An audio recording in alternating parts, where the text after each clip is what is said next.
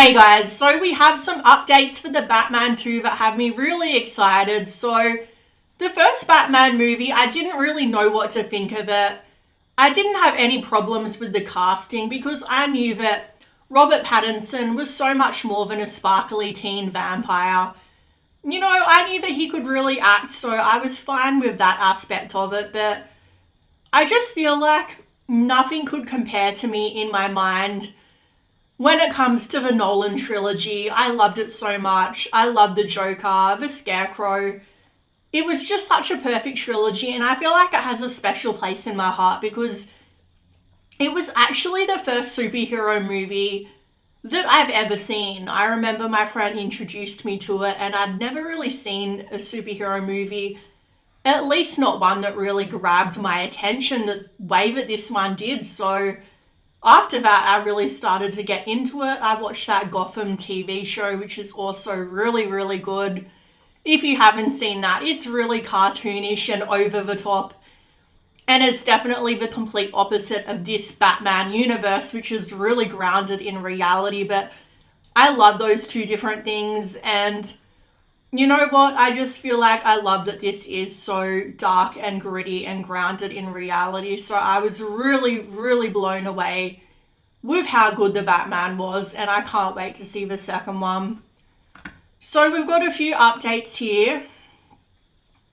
First, the main thing is that they're finishing up the script. Colin Farrell, who is playing the Penguin, is going to be involved. So that's exciting. So they're obviously really trying to tie in the Penguin TV show with the Batman too, because there's obviously going to be the upcoming Penguin TV series, which will act as an entry point to the next movie and is absolutely connected to where we leave things in the series. So that's interesting to hear how they'll go with that. It's really hard for me, once again, to go in to this Penguin TV show because I'm so emotionally attached to the Penguin from the Gotham TV series. He's my favourite character on the show. But you know what? Once again, I'm going in with an open mind. Well, you know what? I also really like the Penguin from Tim Burton's Batman movie. He's really gross and creepy, and I really feel like he should almost be in a horror movie. But yeah, look, I'm excited for Colin Farrell's interpretation of a more gritty, realistic version of the character to see what they'll do with it. So there are details that actually connect right into the way the next movie begins and the way that Oz enters that world as we hand the baton back to Batman, and Batman is on another case. So obviously they're going to intertwine somehow. And I'm not sure how I feel about if you have to almost see the TV show to fully appreciate and understand the Batman movies. I don't feel like they should go that far. I do feel like it annoys me when you can't just watch a series of movies without seeing this TV show, this prequel, this sequel, and you have to see it all to really understand. I feel like things can get too convoluted, but that's not to say I don't also appreciate the fact that they're going to tie in with each other. So I like that Reeves is saying that he wants these stories to be a meditation on the way Gotham is the way it is. So why it is the way it is, I think they meant to say. So it's such a brutal place, and we're digging for the answers as to why these people's lives are this way. And that's one thing I think was so, so good about the Gotham TV show, is that it was a Batman origin story. It was Bruce Wayne becoming Batman, teenage Batman. And the same with the villains. We got to see their origin stories. So I'm really excited that they're going to do that.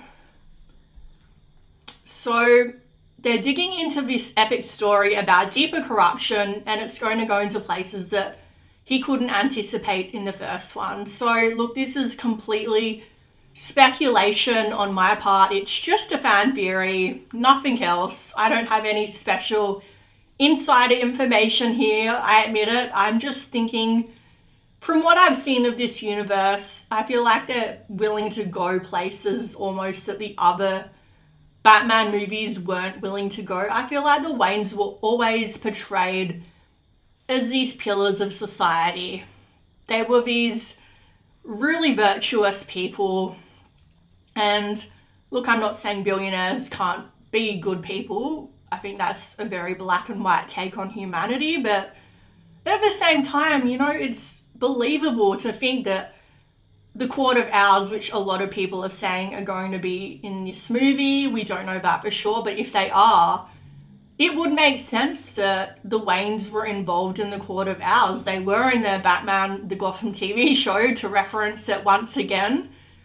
Though they sort of retconned it, like they said they were in it, but they were against the direction they were going. But what if in this movie the Waynes weren't just involved, they were really on board with what the Court of Owls wanted to do, which is always something villainous and horrible. So what if that is further sort of breaking Bruce Wayne, his psyche, breaking him down emotionally to see that his parents, who he obviously would idolize, were part of the corruption. So I feel like that is a place that Batman hasn't really gone before. So that would be really interesting. So the seeds of where this goes are all in the first movie, and it expands in a way that will show you aspects of the character you never got to see. Like I said, Batman is constantly battling those forces, but those forces can't be entirely exercised.